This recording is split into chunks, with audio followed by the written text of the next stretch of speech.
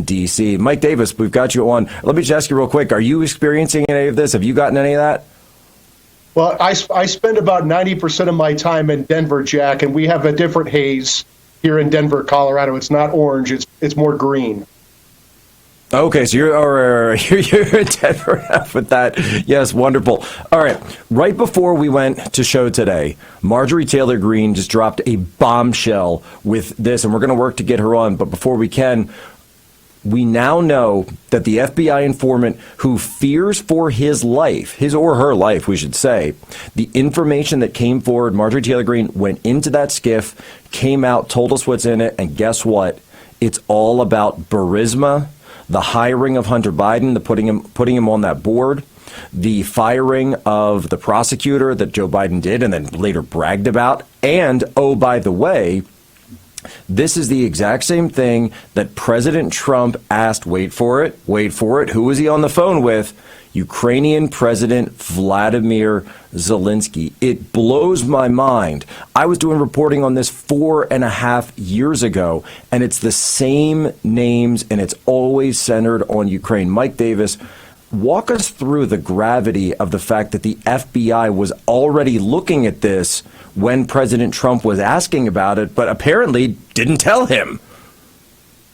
Yeah, so we have this whistleblower who has been a whistleblower for the FBI for like 10 years, and the FBI has paid $200,000 for his whistleblower activities. So he's clearly a credible whistleblower. The FBI wouldn't have kept him around for 10 years and paid him $200,000. And he went to the FBI, it looks like in 2017, with very specific and credible evidence that then Vice President Joe Biden took a $5 million foreign bribe, it looks like, from Burisma now, based upon Marjorie Taylor Greene's reporting.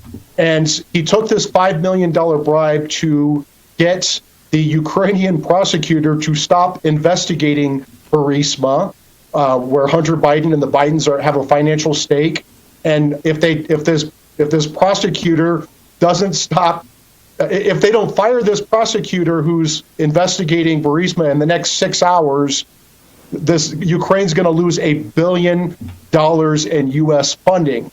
And remember, President Obama specifically put Vice President Joe Biden in charge of Ukraine. So this is as bad as it gets. If these allegations end up being true, there is no chance that President Biden can stay in office. And the House Republicans should open an impeachment inquiry right now, because if Joe Biden has proven in the past that he can use the highest offices in the land, sell out America, and put $5 million in his pocket, he cannot be trusted to stay in office right now as the President of the United States. This is shocking to me, but in some cases, right, Mike, it almost feels like a broken record, because we have Joe Biden on tape, right, coming out and saying, I got this guy fired. Well, son of a, he comes out and says it, he's bragging about it. Then we already know, we've got the emails, right? But even before the laptop from hell, the hard drive from hell, even before that, a full almost 2 years prior, we've got all the public information that clearly looks like public corruption. This is something, by the way, even the New York Times, Politico used to cover all this.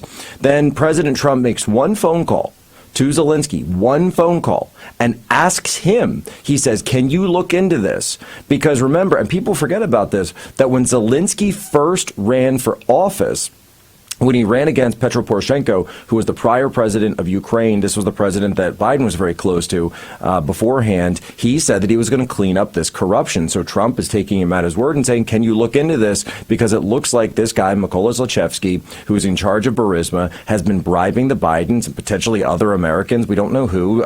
Mitt Romney's name gets thrown around in there. Devin Archer. We remember the entire cast of characters. The question is, why does that provoke such a response from the administrative state? And by the way, we remember the guy's name, Vindman, Alexander Vindman, goes on to destabilize our relations with Ukraine. Russia invades, Trump gets impeached. The whole thing goes back to this very incident, which apparently the FBI has known about since 2017.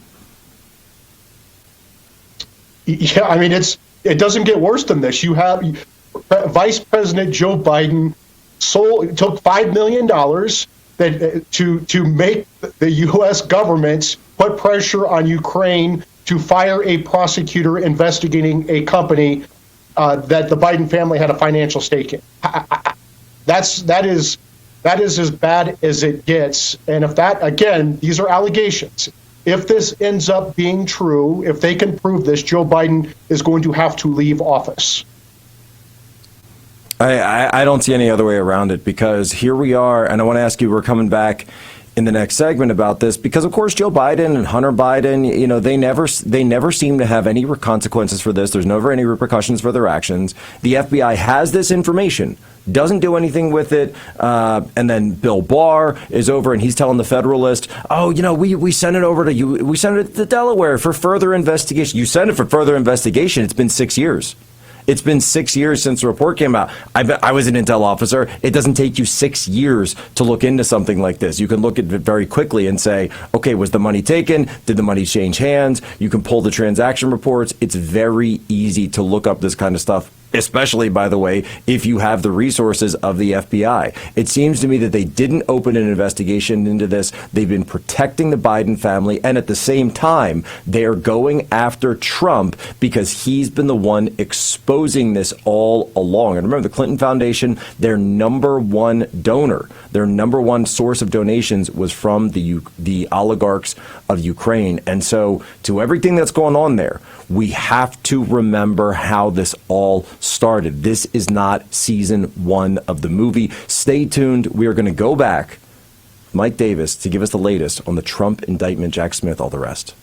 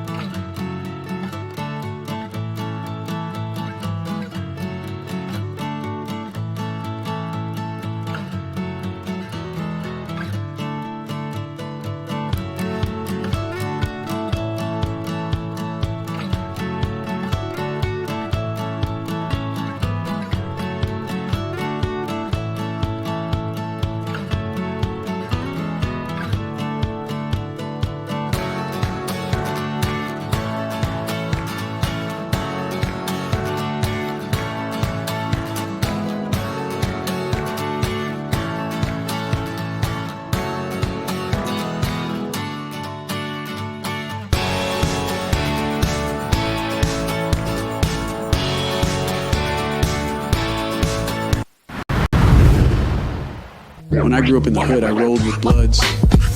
And them boys had a saying.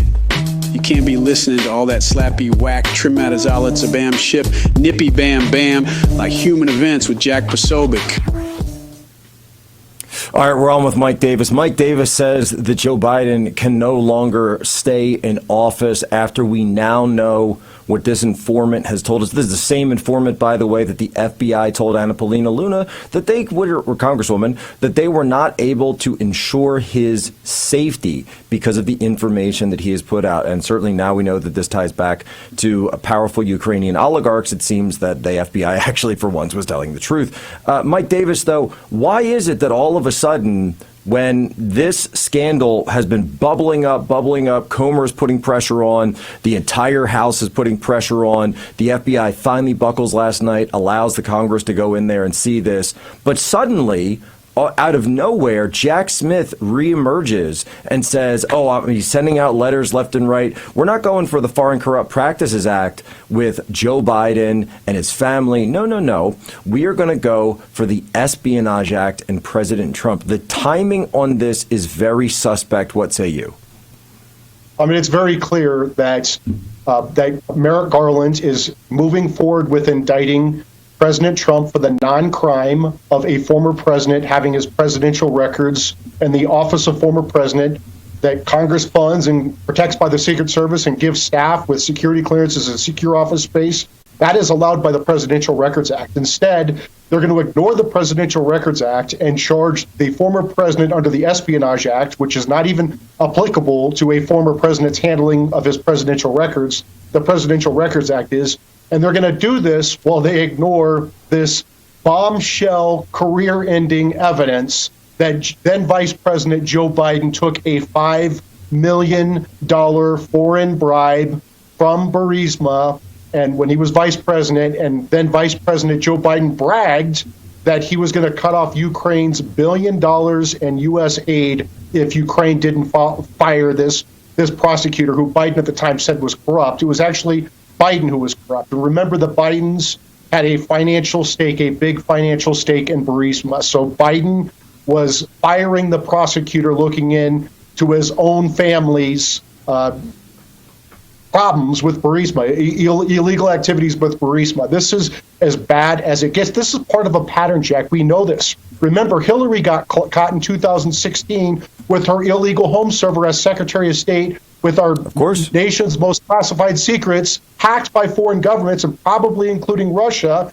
shows the Clinton Foundation's illegal pay-for-play foreign bribery schemes. And so what did the FBI and Obama and Biden and Hillary and the CIA and the AG do? They cooked up the Russian collusion hoax and the Crossfire hurricane investigation to blame Trump. They're doing it again now. Biden got caught taking a foreign bribe, a big foreign bribe, and there's many more, I guarantee it, and they're now going to prosecute Trump for non-crimes. And so walk us through this, because the piece of it that I'm still trying to understand, and I think the audience needs to understand, they've now opened a grand jury in Florida and a grand jury in D.C. They're investigating one set of incidents, but it looks as though the charges might come in two separate jurisdictions. Could President Trump and potentially members of his staff, advisors, lawyers, et cetera, that may be involved in this, could he possibly face two separate trials in two separate jurisdictions here? It's possible, but I think what's more likely, and I could be wrong on this, if Jack Smith's going to bring these bogus espionage charges that don't even apply to a former president's handling of his presidential records, it's the Presidential Records Act that doesn't have the criminal components, and they know this. But if they're going to bring charges, they should be in Florida, because that's where the alleged crime happened. It wasn't a crime, but that's where the alleged crime happened. But what I think Jack Smith's going to do is indict in D.C., because you have the uniparty judges in D.C., the uniparty judges on the D.C. circuit, and you have a jury pool that's like 95% Democrat and 99.9% Trump deranged, right? And so if I were Jack Smith, they should bring the case in D.C., and what they're using the Miami, the Southern District of Florida grand jury for is maybe to gather evidence from Secret Service agents and others who can't easily leave Miami to go to D.C., and they can read that evidence to the grand jury in D.C. But they could bring separate charges. They could bring the charges in Miami. They could bring the charges in D.C. They could split it up. The problem that Jack Smith has in D.C. is there is a huge roadblock. There is a precedent by the D.C. District Court protecting President Clinton back in 2012. This Obama judge protected Bill Clinton when he had 8 years of audio recordings, highly classified audio recordings in his sock drawer, 79 tapes. And Tom Fitton at Judicial Watch, our friend, sued to get these tapes. And the Obama judge correctly held that under the Presidential Records Act, it is the president's sole determination whether records are personal that go to him or presidential records that go to the archives that then almost certainly come back to his library, but the mere act of taking those audio tapes out of the White House when he left made them personal, according to this Obama judge. Well, the same thing is true with Trump. If he took his records when he left, they are personal records, and it doesn't matter whether they're classified or not. They're presidential records. He has secure office space in the office of former president. Jack Smith may be trying to avoid that precedent in D.C., so that may be the reason he wants to bring the charges down in the Southern District of Florida, Miami, where they're not bound by that D.C. precedent. That's very interesting because, and we've just got about a minute left, but I agree with you that, if this is brought in D.C., it's going to be the same issue as it was with Bannon, with Papadopoulos, with Roger Stone, with Flynn, et cetera. A D.C. jury is going to convict Donald Trump. It's as simple as that. If they bring it, they will indict him and convict him in D.C. I've sat through those trials. It is a fait accompli if they bring it in D.C. However, if they bring it in Florida, I would actually wager that a jury down there would probably be more fair because you'd probably get an even split. Yeah, and remember, you have to have a unanimous jury in order to convict, to find guilty, Exactly. And the court to convict. So, I mean, it would be a hung jury at best. I mean, so no question, Trump would get a more fair trial in Florida than he would in D.C. There's no question. And so, but it's not because if Jack Smith charges in Florida, it's not because Jack Smith is trying to be fair. It's because there's that 2012 Obama judge precedent that is in his way in D.C. I think that's incredible. Mike Davis, thank you so much. Everyone go follow Mike, the Article 3 Project. Thank you for your time. Thank you for your continued service, Mike.